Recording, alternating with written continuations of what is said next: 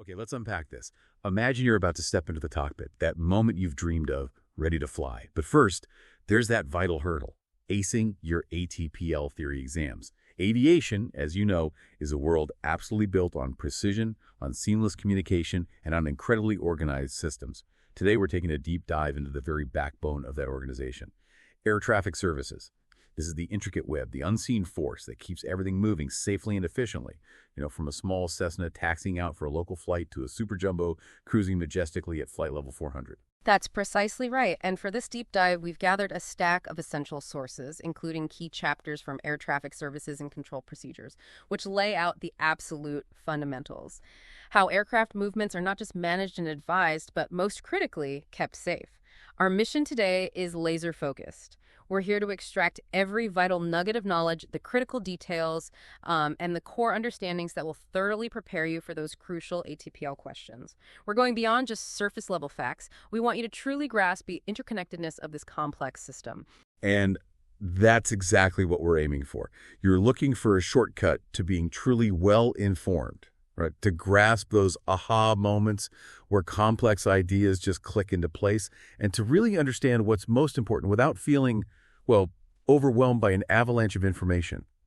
We're going to systematically break down the overarching objectives, the distinct divisions, and the intricate procedures of air traffic services.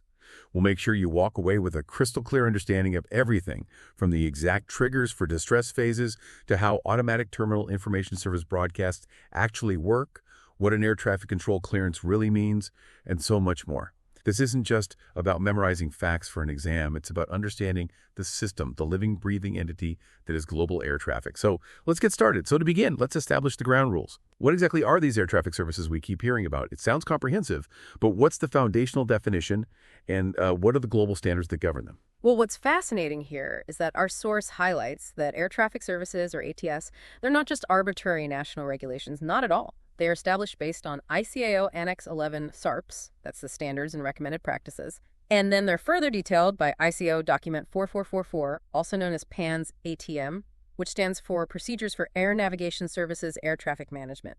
These aren't just suggestions, they are the definitive, globally recognized references for setting up and managing ATS worldwide.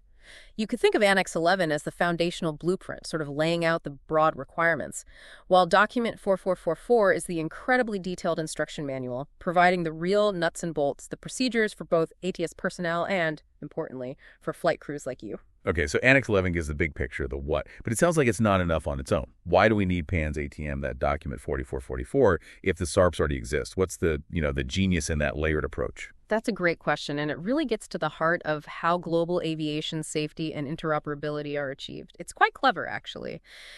The SARPs in Annex 11, well, by their very nature, they are broad. They set out the fundamental what needs to be in place for safe air navigation. But as the source points out, they are often insufficiently detailed for the day-to-day operational realities.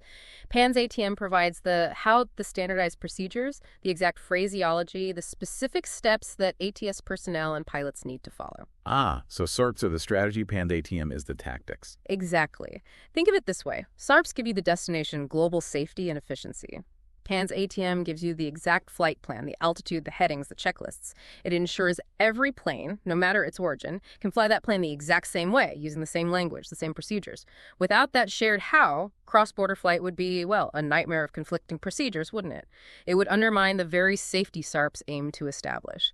It's this precise standardization that enables seamless and safe international travel. That makes perfect sense. It's like the difference between knowing you need to build a house and having the actual architectural drawings and construction manual. Yeah. But what's the ultimate goal of all this complexity then? Why do we even have air traffic services in the first place? What are the core objectives that drive this entire system? All right. Many thanks for listening to this free part of the ATPL Theory podcast. If you want to continue learning and access the full comprehensive guide, go to my Patreon at patreon.com/ATPLtheory or my Hero at herohero.co/ATPL. That is patreon.com/ATPLtheory or herohero.co/ATPL. Wishing you all the best